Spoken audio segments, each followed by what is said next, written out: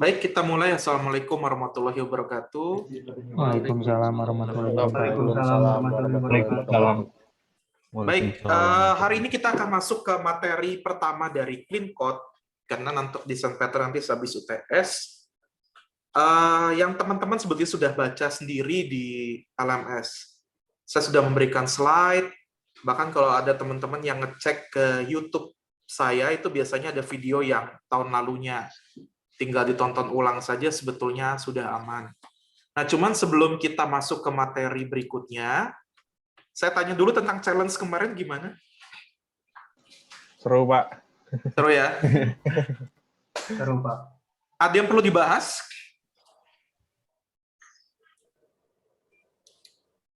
Atau udahlah, udah ngerti lah gitu? Udah ngerti, Pak, udah. Udah ngerti ya? Nah, saya mungkin agak bahas yang ini dulu deh. Yang pertanyaan saya tentang yang ganjil genap, genap ya kalau nggak salah ya. Genap dan bukan kelipatan 4. Nah, di sini saya kasih gambaran.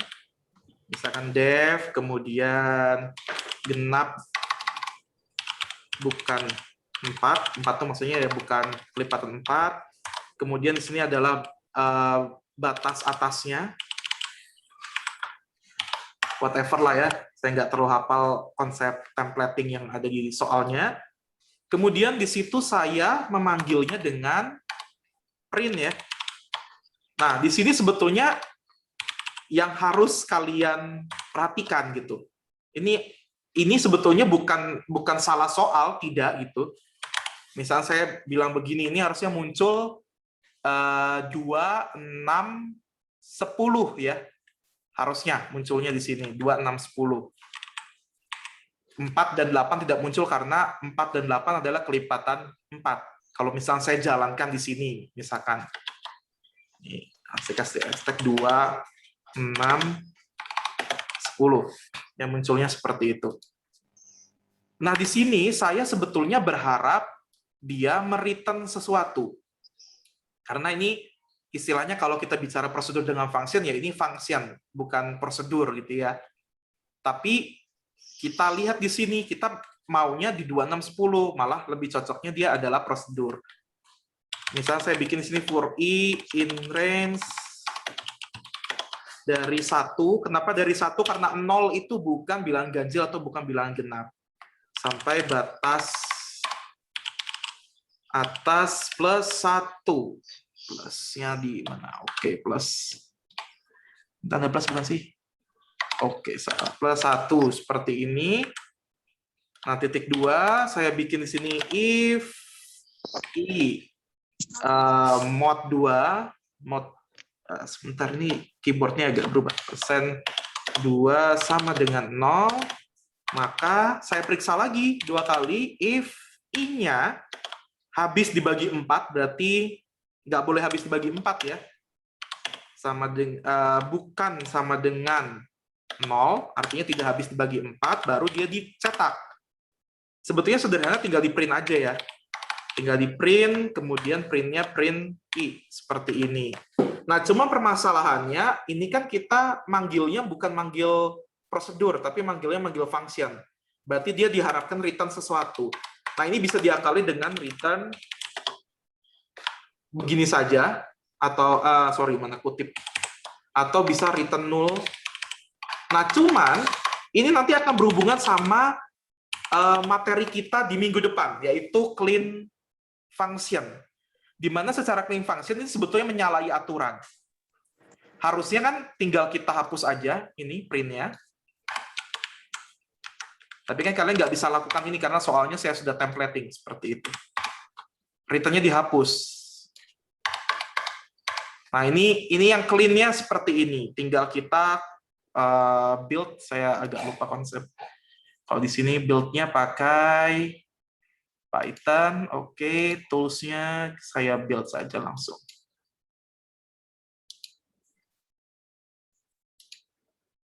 Muncul nggak ya? Kok nggak muncul ya? Base pattern command not found, bla bla bla. Sip cell cmd sip. Ya ini harusnya udah benernya beginilah. Saya nggak perlu running lagi. Nah, atau kalau mau konsep kayak tadi, misalkan print yang seperti tadi ini nggak diubah, itu harusnya kita simpan dulu dalam sebuah collection. Nah, nanti ini juga akan berhubungan sama clean structures. Dia ada clean data structures. Nah, itu nanti kita akan bahas juga. Kita bisa simpan dulu, misalkan ini di list, kemudian kita return list-nya. Seperti itu. Nanti baru kita bongkar satu persatu. Nah, cuman yang menjawab tadi itu aja udah benar. Yang penting bisa lolos dari eksekusi. Cuma memang pasti kemarin saya pastikan agak tricky yang dapat nilai 100-nya. Nggak langsung sekali nyoba itu 100 karena terjebak di sini. Nggak masalah sih sebetulnya ya. Oke, ada pertanyaan tentang yang kemarin? Sudah ya? Tidak ada yang perlu ditanyakan lagi? Aman? Aman, Mbak. Oke, kita masuk sekarang ke materi pertama, yaitu meaningful names. Di meaningful names ini, teman-teman sudah bisa baca bahwa nama itu mempunyai pengaruh besar terhadap kebersihan dari kode yang kita punya. Bersih di sini sebetulnya kembali lagi saya ceritakan ya bahwa kode yang bersih itu akan lebih mudah dibaca oleh orang lain ataupun oleh kita sendiri. Untuk apa? Untuk kita mengingat kembali itu fungsi atau fitur untuk apa. Supaya apa? Ketika kita ingin mengembangkan atau maintenance dari kode yang kita punya, itu kita mudah. Nah, di slide yang teman-teman sudah baca harusnya, itu sudah ada beberapa aturan. Contoh misalkan, buatlah nama yang show the intention-nya, jadi menunjukkan maksud dari namanya. Kemudian juga use pronounceable names, jadi kalau bikin nama tuh harus yang bisa diucapkan dengan mudah, supaya kalau kita lagi ngobrolin kode, itu jadi lebih mudah. Kemudian don't use prefix, kemudian avoiding misinformation, itu teman-teman bisa baca sendiri. Saya tidak akan masuk ke slide-nya, tapi yang akan saya tunjukkan adalah sampelnya. Jadi bagaimana kita merubah kode yang kotor atau kita sebut sebagai bad code menjadi clean code. Saya punya 3 contoh di sini, dan ini pasti mengcover semua yang ada di slide tersebut.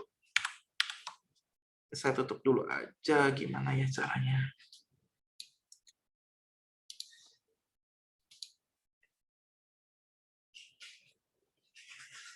Build system, build system, oke, Python.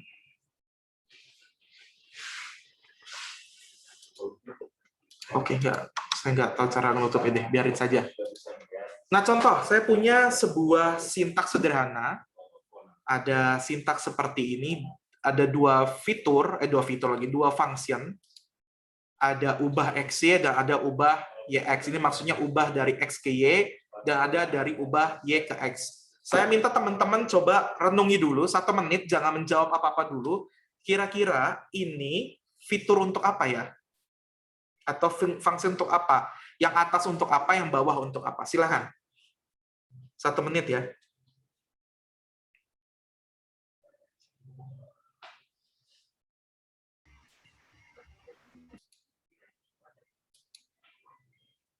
Terlihat dengan jelas nggak tulisannya? Jelas. Terlihat, Pak. Jelas. Terlihat.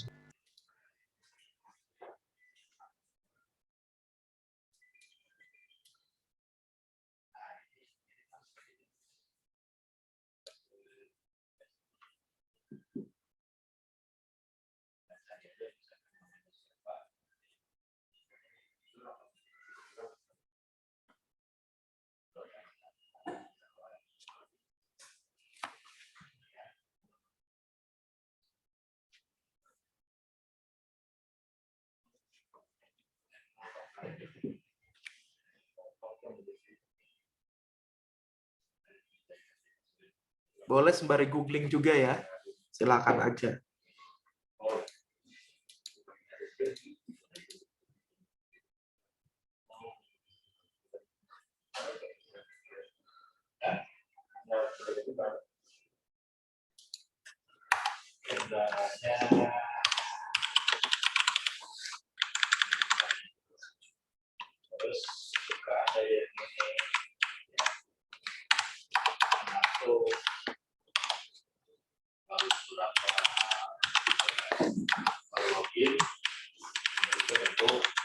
Oke. Ada yang tahu jawabannya apa? Buat konversi suhu, Pak. Dari Konversi suhu. Yang atas ini dari apa ke apa? Celsius ke Fahrenheit. Celsius ke Fahrenheit. Kalau yang ubah YX? Fahrenheit ke Celsius. Oke. Nah, sekarang kalau kita membaca yang atas ini tidak menunjukkan intensi, benar ya? Nama metodenya tidak menunjukkan intensi apapun. Ubah X, Y apa? X dan apa? Y.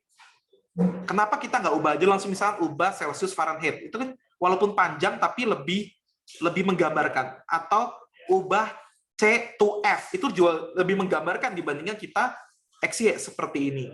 Kemudian yang kedua, X ini apa?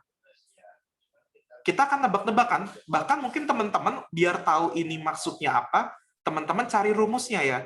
Ini rumus apa yang kayak gini gitu loh. Nah, itu kan artinya untuk mengetahui maksud, kita harus pelajari konten dari si fungsinya. Tentunya ini spending too much time, hanya untuk tahu ini function untuk apa. Nah, mari kita ubah. Ubahnya gimana? Simple. Ubah dulu pertama nama metodenya. Misalkan ubah C to F. C itu Celsius, F itu Fahrenheit. Atau misalkan mau dipanjangin juga boleh, Celsius to Fahrenheit. Nggak masalah. Panjang juga toh kan gratis, kalian tinggal ngetik, nggak usah tulis tangan gitu. Kemudian di sininya suhu. Suhu apa? Suhu Celsiusnya. Karena jangan suhu doang. Kenapa kalau suhu doang? Karena nanti macam-macam. Kalau misal Celsius ke Fahrenheit, berarti inputan kita adalah suhu dalam derajat Celsiusnya. Titik 2, tinggal kita ubah. Return. Terus di sininya X-nya kita ganti suhu Celsius dikali 9/5 ditambah 32. Selesai. Itu untuk Celsius to Fahrenheit. Sementara untuk ubah YX-nya, berarti def ubah Fahrenheit to Celsius dari suhu Fahrenheit-nya. Return-nya, ya rumusnya aja tinggal diubah. Suhu Fahrenheit dikurangi 32 dikali 5/9. Mudah ya? Mana yang lebih mudah dipelajari? Ya tentunya lebih mudah yang bawah. Bahkan mungkin kalian nggak perlu hafal rumusnya. Oh, ubah Celsius to Fahrenheit. Oke, ubah Fahrenheit to Celsius. Hanya dengan merubah nama, kita mengurangi waktu untuk kita memahami. Ini yang dimaksud di dalam slide itu dengan show the intention, kemudian gunakan nama yang lebih mudah dibicarakan atau show pronounceable names. Misalnya kita lagi ngobrol nih sama teman, kamu nanti tolong dilihat lagi fungsi untuk ubah Celsius to Fahrenheit. Itu lebih enak ya, dibanding, tolong ubah X, Y. Apa sih ubah X, Y? Atau kadang-kadang ada orang yang ngasihnya nama-nama yang ketika dibicarakan tuh jadi sulit sekali gitu. Nah, itu yang tidak baik dalam penulisan kode. Artinya apa di sini? Saya ingin memperlihatkan bahwa kode begini pun, walaupun bad code, ini bisa running. Nggak error, tapi dengan kita merubah menjadi clean code, kode sama-sama working, tapi yang satu lebih mudah kita pelajari. Yang satu kita lebih mudah pahami. Nah, itu efek dari ketika kita menggunakan clean code. Oke, sampai sini dulu. Ada pertanyaan atau tidak? Bisa dipahami? Bisa, Pak. Bisa, Pak. Oke, yang lain gimana? Bisa ya? Bisa. Bisa, Pak. Oke, sip. Berikutnya, saya punya contoh yang kedua. Ini yang bad code-nya. Silakan, 1 menit seperti biasa, silent dulu, lihat dulu kira-kira untuk apa.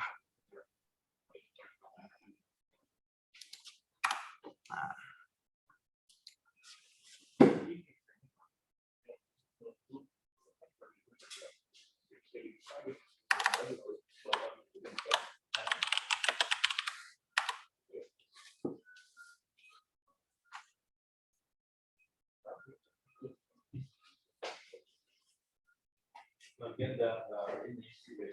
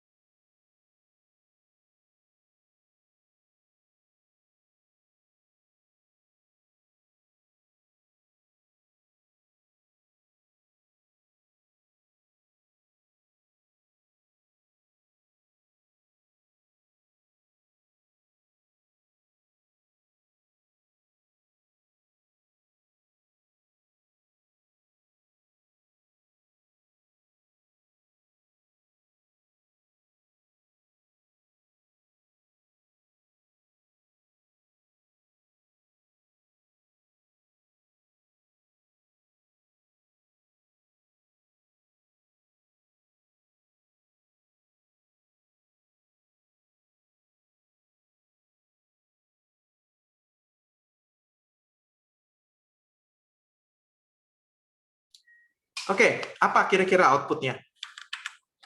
Kalau saya panggil yang baris ini, keterangan K, hasilnya apa? Outputnya 3, Pak. Outputnya 3. Fitur untuk apa? Atau fungsi untuk apa ini? Itu buat Untuk menghitung memecah berapa kata, ya? kata. Ya. Untuk mengecek berapa kata yang ada dalam suatu kalimat, betul ya? Kalimatnya I love you, berarti harusnya munculnya 3. Sementara keterangan 2, itu akan muncul apa? 10, Pak. 10. Kenapa? Dia nggak hitung karakter. Menghitung jumlah karakter yang ada di kalimat I love you termasuk white space. Betul, 1, 2, 3, 4, 5, 6, 7, 8, 9, 10. Sebetulnya dua ini tuh mudah ya. Tapi jadi sulit. Kenapa? Karena kita memberikan nama yang tidak show the intention. Kita memberikan nama yang tidak menggambarkan inti dari si variabelnya itu untuk apa dan seterusnya. Bahkan juga memberikan nama yang apa ya, istilahnya tidak berdasarkan keseragaman yang baik. Contoh keterangan dan keterangan 2 ini apaan sih gitu ya. Orang jadi bingung. Coba kita ubah ke clean code. Kalau kita ubah ke clean code, maka simpelnya kita tinggal bilang saja def di sini jumlah, misalkan jumlah tadi apa tuh, jumlah kata, misal seperti itu. Di sini kalimat. Kemudian saya tinggal bilang saja list di sini sebagai kalimat list. List itu berarti struktur data list seperti itu, sama dengan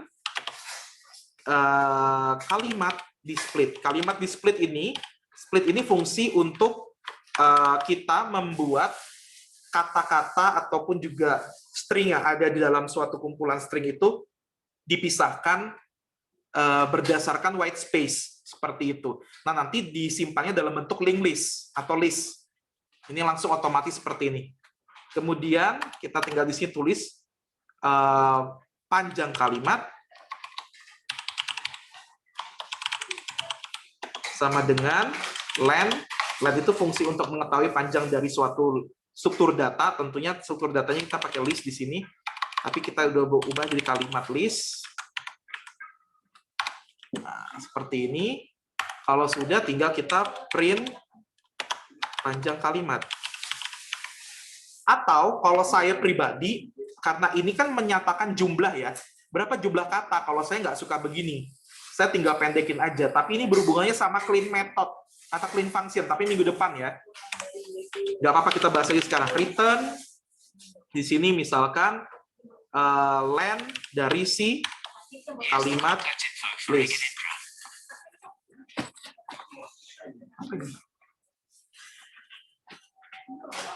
Kalimat list. Seperti ini. Selesai. Dari kode yang panjang jadi pendek. Tapi ini nanti untuk clean function. Nggak apa-apa, kita pelajari sekarang sedikit. Kemudian untuk yang keduanya tinggal kita ubah. Def jumlah karakter. Kemudian sini kita tulis kalimat. Tinggal kita bilang saja di sini jumlah sama dengan 0. Kemudian for karakter, atau jangan pakai bahasa Inggris deh, for karakter in di dalam si kalimatnya. Kemudian tinggal kita bilang jumlah plus minus 1, plus sama dengan 1, seperti ini. Kemudian tinggal kita lakukan return, atau bisa kalau mau pakai prosedur berarti print aja. Kalau saya lebih suka return. Return di sini jumlah. Lebih simple, lebih enak. Ketika dipanggil pun juga jadi enak kan. Saya pengen bikin misalkan kalimatnya sama tadi I love you. Seperti ini. Kemudian tinggal saya panggil dua yang tadi jumlah katanya berapa. Jumlah kata, misal kalimatnya yang tadi.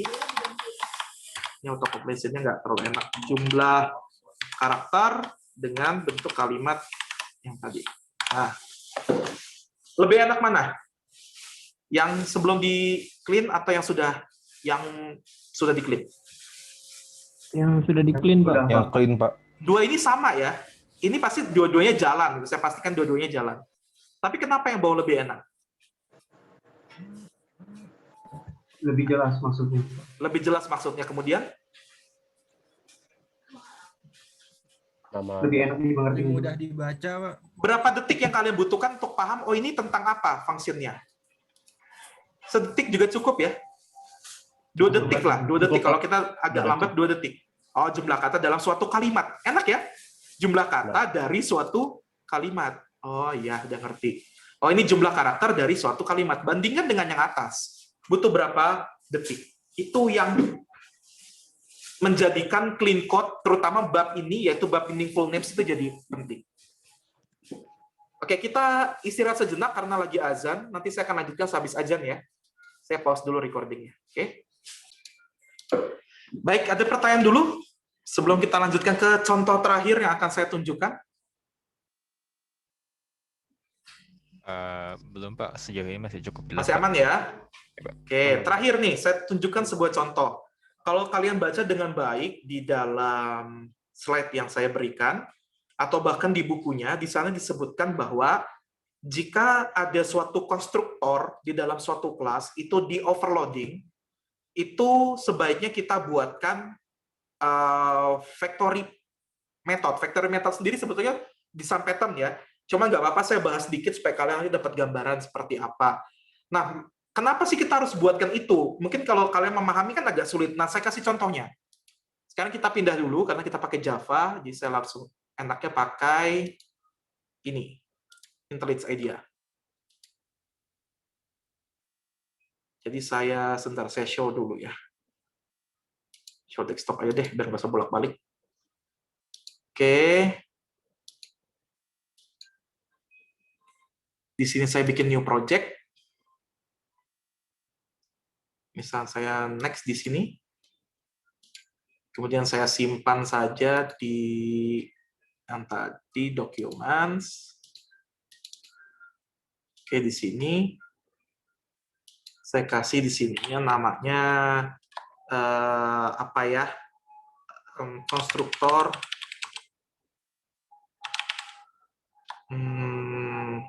factory pattern. Biar lebih ke gambar nama projectnya. Oke, kalau sudah kita finish, kita create.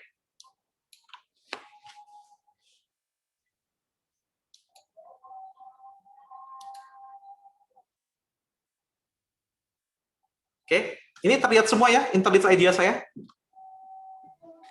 Lihat ya, udah nggak nampil lagi Sublime ya. Oke, sekarang saya kasih contoh dulu sederhana deh. Misalkan saya pengen bikin sebuah metode namanya apa ya? Kelas mahasiswa deh. Sorry dong, seperti kelas mahasiswa. Nah, ini juga yang dimaksud dengan yang jangan pakai prefix. Kalau kalian bikin nama kelas ditulis depannya kelas mahasiswa, itu nggak usah. Itu namanya prefix. Kalian memberikan imbuhan yang nggak perlu. Karena orang udah tahu pasti itu adalah bentuknya sebuah kelas. Jadi kalau misalnya kalian lagi bikin kelas ya, nggak usah kelas mahasiswa. Kalian bikin objek, namanya dikasih objek apa, nggak usah. Kalian bikin interface, nanti interface apa. Kalian bikin abstrak kelas, bikin abstrak kelas, nggak usah. Nggak usah ditambahin prefix seperti itu. misalkan saya bikin mahasiswa, di sini saya bikinkan private integer name, jangan integer, di string name dengan private string nama. Oke, sorry, harusnya memang benar name-nya integer, biar nanti ada bedanya. Oke. Nah, misalnya saya bikin dua konstruktor. Jadi, yang satu konstruktor itu benar-benar hanya untuk name saja. Jadi, dia akan create si mahasiswanya hanya memberikan default terhadap name-nya saja. Yang satu lagi, ini contohnya agak absurd, tapi memang menggambarkan. Jadi, saya pilih yang paling sederhana. Contoh ini. Nah, ini kan hal yang wajar ya, kita melakukan seperti ini. Ini namanya overloading dari konstruktor. Kenapa overloading? Nama konstruktornya sama, mahasiswa, cuman yang satu dia punya parameternya integer, yang satu punya parameter string. Kalau kalian lupa apa itu overloading, coba dibuka kembali object oriented. Karena di object oriented ada overloading dan ada overriding. Itu dua hal yang jelas-jelas beda. Nah, ketika kita misalkan membuat main-nya, contoh saya membuat kelas main di sini, lalu saya bikin public static void main-nya, contoh seperti ini. Kemudian kalian pasti bikinnya gini, mahasiswa, spasi mahasiswa sama dengan new mahasiswa. Nah, misalkan kalian isi cuma name-nya doang. Seperti ini. Ada yang bikin lagi kayak gini, mahasiswa 1 sama dengan new mahasiswa, isi namanya, misalkan namanya adalah Budi. Nah, tentunya kalau kita cuma punya kode yang simple kayak ini, misalkan mahasiswanya cuma punya sebegini, lalu cuma satu kelas, membaca kode ini mudah. Oh, berarti ini objek, tapi objeknya hanya baru mengandung name saja. Sementara yang ini objek mahasiswa 1 itu untuk yang mengandung namanya saja. Itu masih gampang. Tapi kebayang kalau kelasnya udah banyak, kemudian konstruktor overloading-nya itu banyak sekali. Misalkan overloading-nya nggak hanya 2. Ini kan overloading-nya cuma 2 nih. Yang satu integer, yang satu string. Siapa tahu nanti saya bikin lagi, misalkan di sini, bikin yang 3. Contoh yang dua-duanya. Nah, contoh seperti ini. Nah, ini kan overloading lagi, tapi yang ini ada 2 parameternya, ada name dan ada nama. Tentunya kita sebagai developer yang baru bergabung, misalkan ya, akan bingung, ini senior aku nulis mahasiswa ini, ada yang mahasiswanya pakai namanya saja. Oh, ini ada berapa konstruktor ya? Ini jadi bingung gitu. Dan saya harus bikin kayak gimana? Ujung-ujungnya dia harus lihat lagi di sini, pelajari berulang kali kira-kira ada berapa konstruktor overloading yang ada di sini. Nah, cara yang simple adalah kita membuat apa ya istilahnya, kayak macam desain pattern, namanya factory pattern, untuk bisa membantu orang nanti dalam meng-create si mahasiswa, tergantung dia mau masukkannya name atau namanya. Misalkan saya bikin sini public static. Kenapa harus static ya? Supaya bisa dipanggil langsung tanpa harus kita membuat objek dari kelas mahasiswa di sini. Yang dia itu nanti akan mengembalikan sebuah objek dari kelas mahasiswa ini. Jadi saya tulis tipe balikannya adalah mahasiswa. Namanya misalkan buat mahasiswa by name. Nah, seperti ini. Tentunya inputannya adalah name. Oke. Di mana nanti dia hanya mereturn buat mereturn mahasiswa, mereturn konstruktor mahasiswa yang nantinya di inputnya by name seperti ini. Return new mahasiswa seperti ini. Kemudian kita buatkan juga buat yang nama, misalkan public static mahasiswa, buat mahasiswa by nama. Di sini masukinnya string nama. Kemudian saya return lagi new. Ini desain pattern loh ya. Kita udah masuk ke desain pattern, cuman nggak terlalu dalam lah. Nanti dibukanya habis UTS. Return mahasiswa titik nama seperti ini. Nah,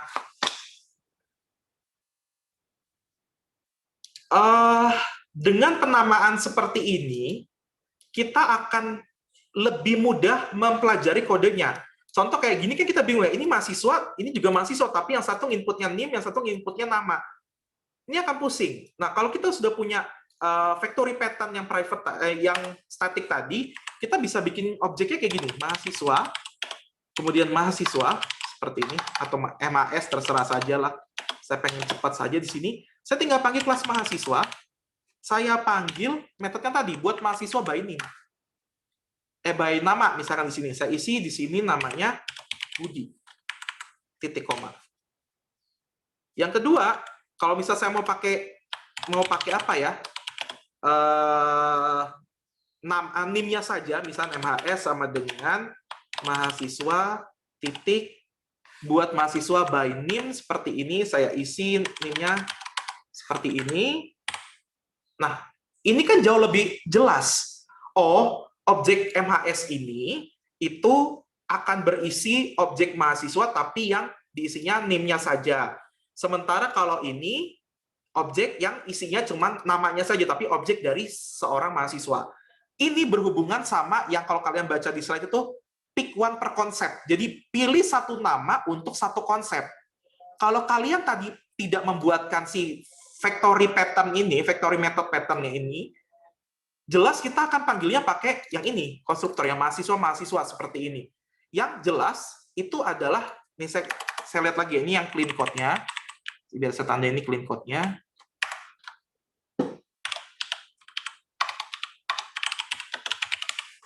Ini yang bad code-nya. Saya ulangin lagi deh. Sorry, kok pakai hashtag. Sorry. Ke bawah Python. Kemudian di sini mahasiswa. Kemudian MHS 2 sama dengan new mahasiswa. Misalnya di siapa dulu ya? NIM dulu deh. Seperti ini, sama satu lagi mahasiswa MHS 3.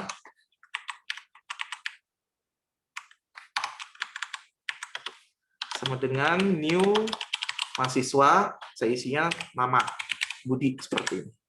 Nah, ini bad code. Kenapa bad code?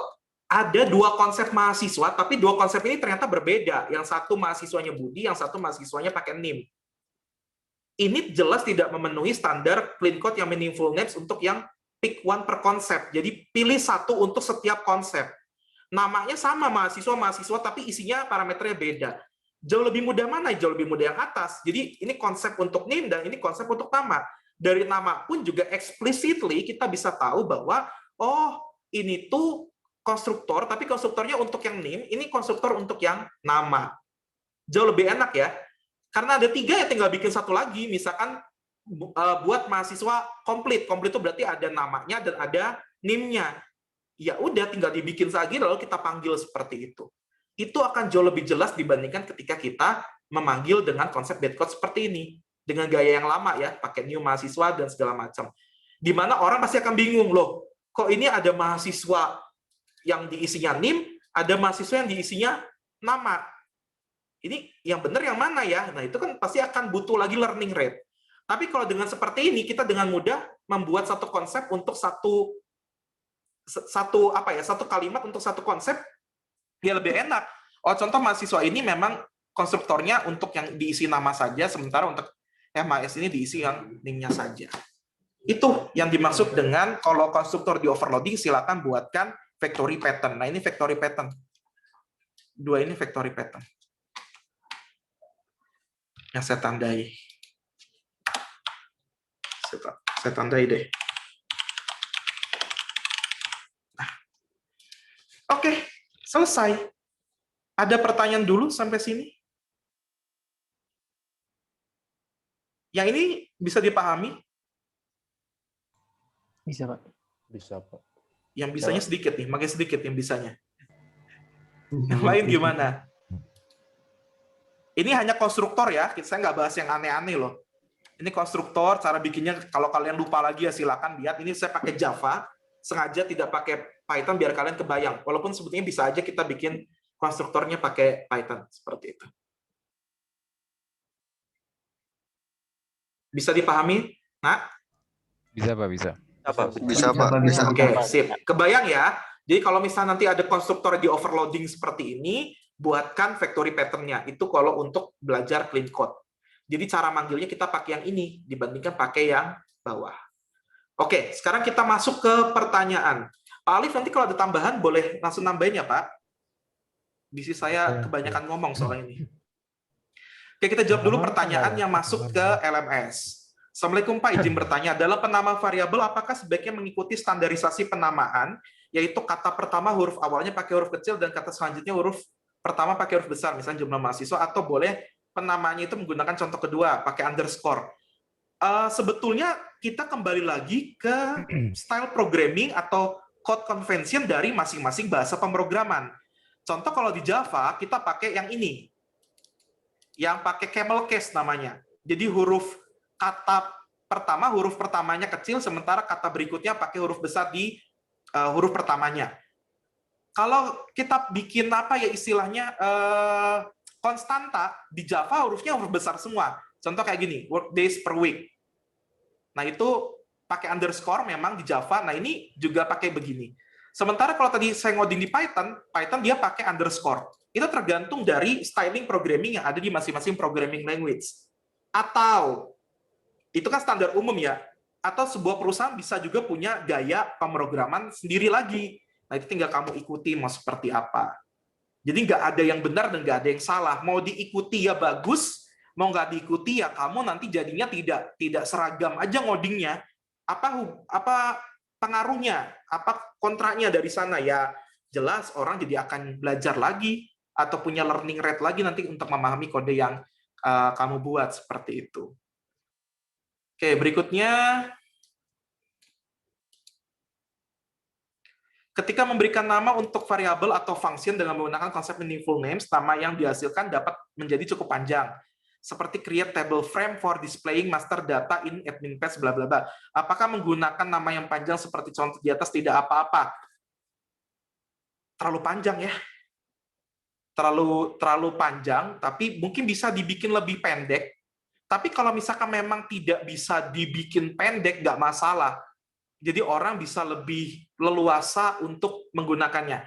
Coba kalau kalian lihat ke library-library yang dihasilkan oleh orang, itu nama-nama metodenya memang agak cukup panjang dibanding kalau kita yang buat ya. Tapi kalau ini menurut aku terlalu panjang. Langsung saja misalkan, contoh ya, kan kalau kita bicara domain, dalam suatu domain itu ada yang sudah pasti nempel di kitanya, yang mental mapping-nya ya. Kalau itu kan disebut juga tuh dalam slide mental mapping. Contoh table frame itu biasanya orang nyingkat dengan TF. Dan orang yang ngoding udah pasti kalau tahu bahwa TF itu singkatan dari table frame. Itu boleh disingkat.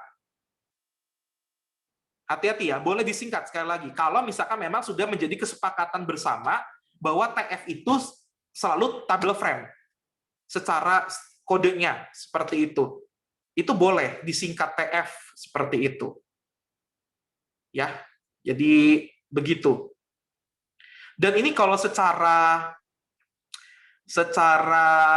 apa ya metode nanti clean function yang kita akan bahas di minggu depan, ini pasti ada banyak pekerjaan yang ada di dalam si function ini atau di prosedur ini. Ini nanti bisa dipecah sehingga namanya nggak cukup panjang seperti ini. Tapi pengaruhnya nanti kita bisa lihat kalau kita sudah belajar clean function. Itu jawabannya. Kemudian Farhan Diva. Assalamualaikum Pak, izin bertanya, pada slide disebutkan bahwa nama kelas tidak boleh menggunakan kata manajer, data, dan kata kerja. Sebaiknya, apakah penggunaan kata tersebut dapat berakibat kegagalan? Gini, clean code itu tidak menyebabkan kegagalan fungsi dari si sintaksnya. Misalkan kamu nulis kodenya bad code nih, jelek kodenya, ya tetap bisa jalan gitu. Cuman yang pengaruhnya kayak yang tadi saya bilang di awal gitu. Kalau untuk yang hati-hati ya, kadang-kadang juga sebuah framework itu mempunyai variabel yang nggak bisa kita custom namanya. Nah itu juga harus hati-hati. Karena kalau kita custom malah nanti jadinya error gitu. Nah kalau seperti itu gimana? Ikuti framework-nya, karena berarti orang mental mapping-nya dia itu sudah mengacu ke framework tersebut. Berarti orang ini akan paham bahwa ya framework ini mengharuskan nama variabelnya ini. Nah itu nggak apa-apa, diikuti saja. Jadi juga si aturan clean code ini dia memberikan kebebasan untuk kita menyesuaikan dengan apa yang sedang kita hadapi saat itu. Itu aja intinya. Bagaimana cara menanggulangi masalah meaningful distinction ketika sebuah variabel dengan tipe string akan diubah ke bentuk lain, sebagai contoh variabel tunggal.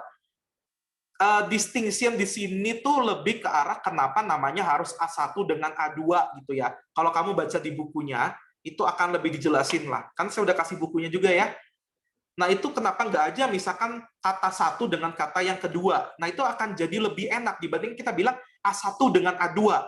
Ketika kita tukar, ini mana yang jadi A1, mana yang jadi A2. Kan nggak enak ngomongnya. Misal gini, coba tukarkan A1 dengan A2. Nanti di ujung-ujungnya A2 menjadi A1. Itu kan nggak enak. Tapi kalau kita ngomongnya, coba tukarkan kata pertama menjadi kata kedua dan kata kedua menjadi kata pertama. Lebih enak kan? Dibanding kita pakai A1, A2, atau B1, B2 gitu kan. Nah, itu yang jadi nggak enak, seperti itu. Itu cara membenarkannya. Meaningful names itu kan berarti nama yang bermakna, Pak. Ya, apakah dengan meaningful names kode program akan lebih simpel? Lebih simpel mungkin tidak, tapi lebih bermakna.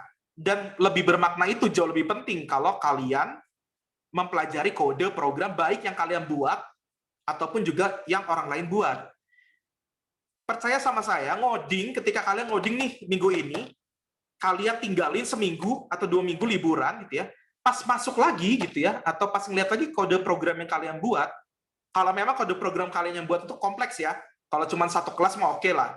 Ini kompleks bener-bener bikin project gitu ya, itu bisa lupa loh, ini gua naruh variabel ini di mana ya? Atau ini variabel untuk apa ya? Gue tiba-tiba bikin i di sini misalkan for i ini i-nya untuk apa gitu? Kenapa i-nya kita nggak ubah aja gitu? Nah, itu yang jadi kendala. Nah, yang tadi juga yang tadi saya bilang di sini i-nya juga bisa diubah ya. Contoh yang tadi kan for ini atau for c gitu ya. Yang penting kenapa nggak aja langsung for karakter gitu. Seperti itu. Itu kan jadi lebih enak gitu, untuk memahaminya. Oke, kalau dari pertanyaan cuma segitu yang saya terima. Ada pertanyaan lagi? Silakan. Pak, mau coba tanya, Pak? Boleh. Nama saya Muhammad Ardan Aritama. Jadi, saya punya kondisi itu di mana variabelnya itu, misalkan kayak jam sebelumnya itu ada jam sebelum 1 dan jam sebelum 2 gitu, Pak. Itu tidak apa-apa atau gimana, Pak? Jam sebelum 1, jam sebelum 2 maksudnya gimana? Jadi ada 2 kondisi gitu, Pak. Saya mau ngecek jam sebelumnya itu 2 kali gitu, seperti itu. Buat apa 2 kali? Pokoknya ada kayak kondisinya gitu, Pak. Jadi membutuhkan 2 pengecekan seperti itu. Nah, aku nggak bisa jawab apakah itu benar atau tidak gitu ya. Bukan benar sih ya. Apakah itu baik atau tidak? Karena kalau dibilang benar, ya clean code juga belum tentu cocok untuk diterapkan secara keseluruhan. Apakah itu wajib digunakan? Ya, dengan kamu ngasih tahu variabel saya ke saya aja begitu, saya bingung. Itu untuk apa ya? Kok ada 1 atau 2 gitu ya? Kenapa nggak misalkan jam sebelum untuk apa gitu, jam sebelum untuk apa gitu, kan jauh lebih enak. Makanya kalau saya sarankan lebih baik kita memang penamanya bahasa Inggris biar lebih singkat ya. Karena kalau pakai bahasa Indonesia tuh iya panjang, sebelum dengan before. Itu kan lebih enak before ya dibanding sebelum gitu. Berarti lebih detail lagi ya, Pak ya. Sebelumnya untuk apa, yang satu, yang sebelumnya yang untuk apa, yang kedua gitu ya, Pak. Iya, kecuali memang sudah kesepakatan diri kamu udah ngerti ya 1 dan 2 itu untuk apa gitu. Itu pun juga jadi masalah. Kenapa jadi masalah? Kenapa ketika ada orang baru datang nanya lagi, ini kok ada perlu 2 variabel buat apa ya? Iya. Itu kan tidak menggambarkan intensi ya. Oke, sip. Ada lagi? Bagus pertanyaannya.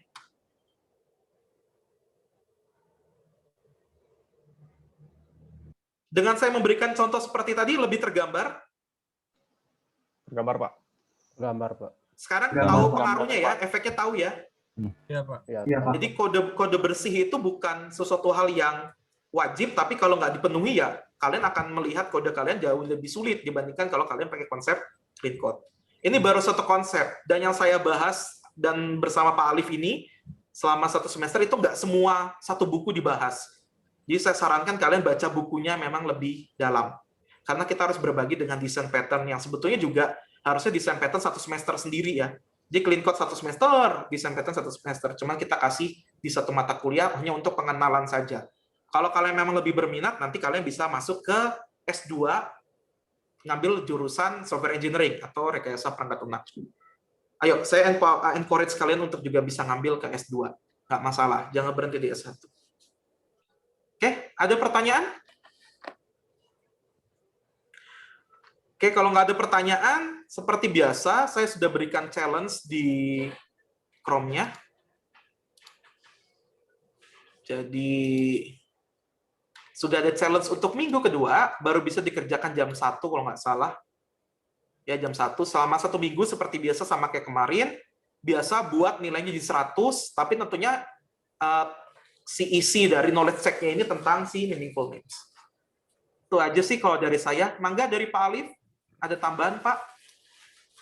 Cukup, Pak Adam, udah cukup jelas untuknya. Cukup ya? Pak, boleh tanya sedikit, Pak? Boleh, boleh. Yang buat kelompoknya itu harus per kelas ya?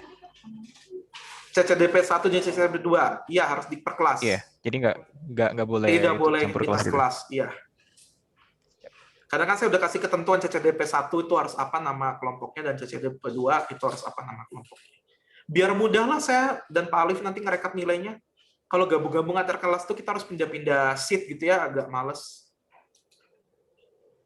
Oke, kalau tidak ada, saya buka materi untuk minggu depan. Minggu depan kita akan belajar clean function. Function di sini mengacu kepada function dan prosedur ya. Metode lah gampangnya seperti itu.